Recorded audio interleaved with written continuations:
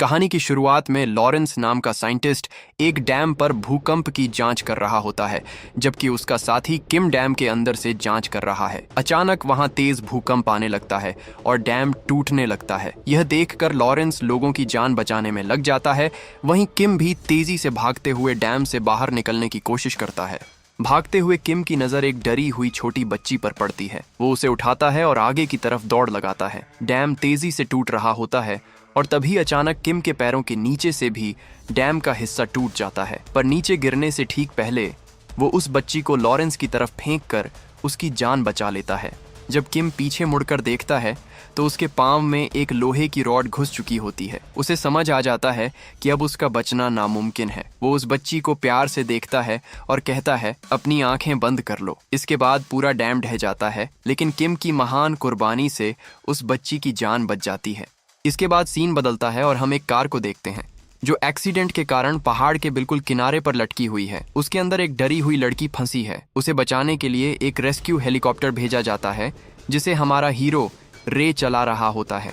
रे लोगों को बचाने में बहुत माहिर है और इससे पहले भी करीब 600 लोगों की जान बचा चुका है। जब रे की टीम उस गाड़ी के पास पहुंचती है तो वे देखते हैं कि गाड़ी काफी दूर है और वहां तक रस्सी नहीं पहुंच सकती। लेकिन रे हार नहीं मानता। वो एक बड़ा रिस्क लेता है और हेलीकॉप्टर को तिरछा करके बिल्कुल नीचे घाटी में ले आता है।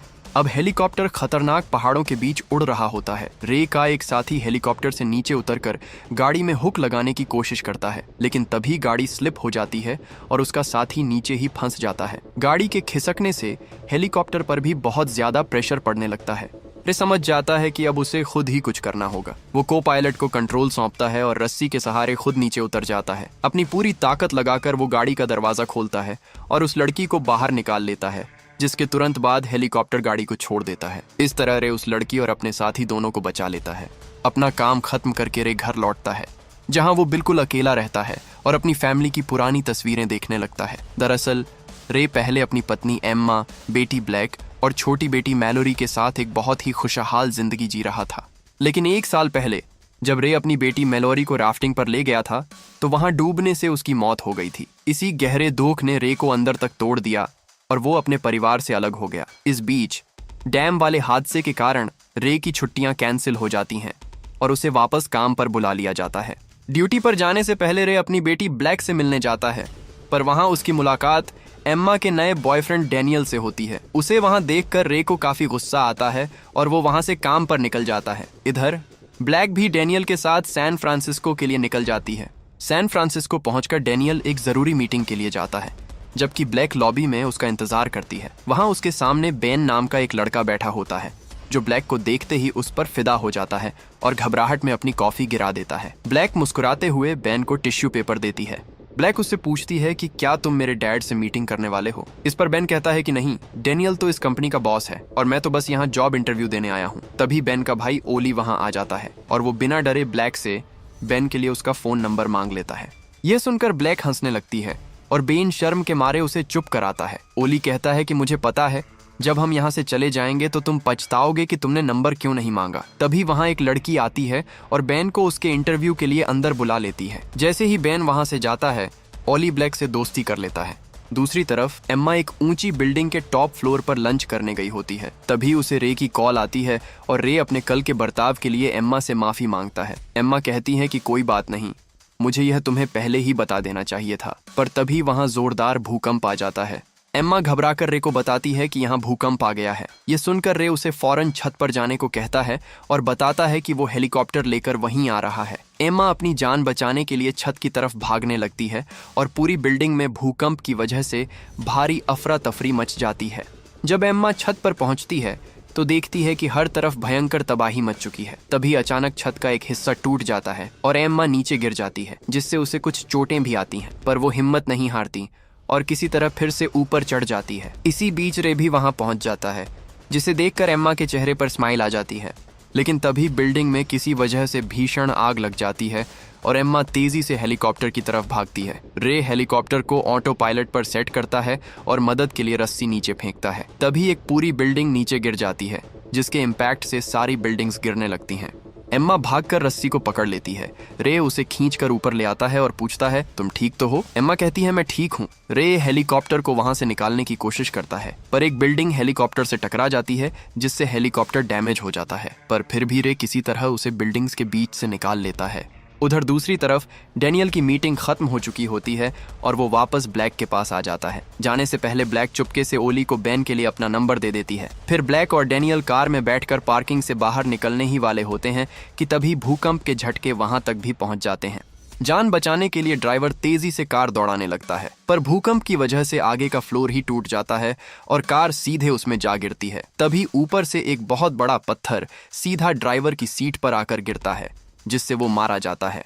इस क्रैश में ब्लैक के पांव सीट के नीचे बुरी तरह फंस जाते हैं। डैनियल उस सीट को उठाने की बहुत कोशिश करता है, पर उठा नहीं पाता। आखिरकार वो मदद मांगने के लिए बाहर निकलता है, जहां उसे एक सिक्योरिटी गार्ड मिलता है। डैनियल उससे कहता है कि मेरी बेटी नीचे फंस गई है, मुझे मदद चाहिए। उसकी यह बात वहां बेन भी सुन लेता है, लेकिन तभी ऊपर से बिल्डिंग का एक पत्थर सीधा उस सिक्योरिटी गार्ड पर गिरता है। ये देखकर डैनियल पूरी तरह घबरा जाता है और ब्लैक को छोड़कर अपनी जान बचाकर भाग निकलता है। क्या फट्टू है ये आदमी। वहीं ब्लैक किसी तरह रे को कॉल मिला लेती है। वो रे को बताती है कि मैं ऑफिस की पार्किंग में फंस गई हूँ और डैनियल मुझे छोड़कर भाग गया। ये सुनकर एम्मा को बहुत गुस्सा आता है, लेकिन तभी फोन कट जाता है। रे समझ जाता है कि अब अपनी बेटी को उसे ही बचाना होगा और वो हेलीकॉप्टर को सैन फ्रांसिस्को की तरफ मोड़ देता है।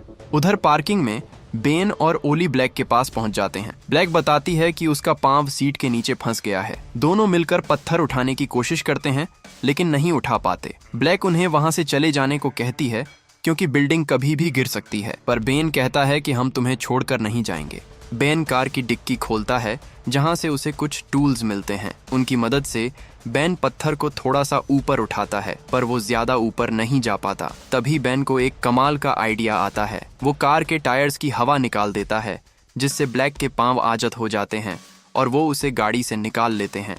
जब तीनों बिल्डिंग से बाहर आते हैं तो देखते हैं कि हर कोई जान बचाने के लिए भाग रहा है। तीनों एक बिल्डिंग के नीचे रुकते हैं। ब्लैक कहती है कि मुझे अपने पेरेंट्स से बात करनी होगी। बेन बताता है कि मोबाइल फोन्स काम नहीं कर रहे, वो ट्राई कर चुका है। ब्लैक कहती है कि मैं डैड से कांटेक्ट कर सकती हूँ, हमें बस एक इलेक्ट्रॉनिक स्टोर ढूंढना है। थोड़ा आगे आने पर उन्हें एक इलेक्ट्रॉनिक स्टोर मिल जाता है। ब्लैक कहती है कि इलेक्ट्रॉनिक मोबाइल काम नहीं करेंगे, हमें लैंडलाइन ढूंढना होगा। बेन पूछता है कि तुम्हें इस बारे में कैसे पता। ब्लैक बताती है कि मेरे डैड LA रेस्क्यू में काम करते हैं। थोड़ा ढूंढने पर उन्हें एक लैंडलाइन मिल जाती है। ब्लैक रे को कॉल करती है और बताती है कि वो सुरक्षित है और यह भी कि डैनियल उसे छोड़कर भाग गया था। ये सुनकर एम्मा को बहुत गुस्सा आता है। फिर रे ब्लैक को सैन फ्रांसिस्को के एक ऊंचे टावर पर जाने को कहता है, जहां वो उन्हें लेने आ रहा है। इसके बाद एम्मा डैनियल को कॉल मिलाती है और उससे ब्रेकअप कर लेती है, जिससे रे भी खुश हो जाता है। थोड़ा आगे जाने पर हेलीकॉप्टर का इंजन फेल हो जाता है, क्योंकि पहले वो बिल्डिंग से टकराया था। रे हेलीकॉप्टर की सेफ क्रैश लैंडिंग एक स्टोर के अंदर करवा देता है। किस्मत से उन दोनों को कुछ नहीं होता और दोनों स्टोर से बाहर निकलते हैं। रे कार के दरवाजे खोलने की कोशिश करता है, इस उम्मीद में कि कोई खुल जाए। तभी उनकी नजर एक ट्रक पर पड़ती है, जो पहले से खुला होता है। एम्मा देखती है कि किसी ने उस ट्रक को चुराया हुआ है। रे कहता है, तो ठीक है, हम इसे फिर से चुरा लेते हैं।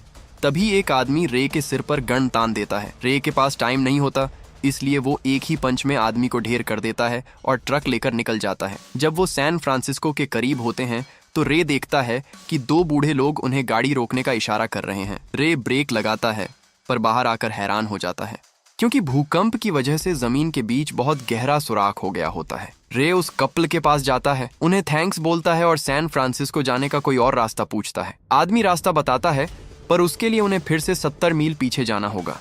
ये सुनकर रे और एम्मा निराश हो जाते हैं, क्योंकि उनके पास टाइम नहीं होता। तभी रे की नज़र आदमी की टोपी पर पड़ती है, जिस पर प्लेन बना होता है। इसके बाद रे उन्हें अपनी कार देकर उनका प्लेन उधार ले लेता है। जब दोनों प्लेन में बैठते हैं तो फाइनली रे अपने दिल की बात करता है। वो एम्मा को कहता है कि मैलोरी को राफ्टिंग पर ले जाने का आइडिया मेरा था और मैं वहां होते हुए भी उसे बचा नहीं पाया। इसने मुझे अंदर से तोड़ दिया, जिसकी वजह से मैं तुम्हारा और ब्लैक का सामना नहीं कर पाया और खुद को दूर कर दिया।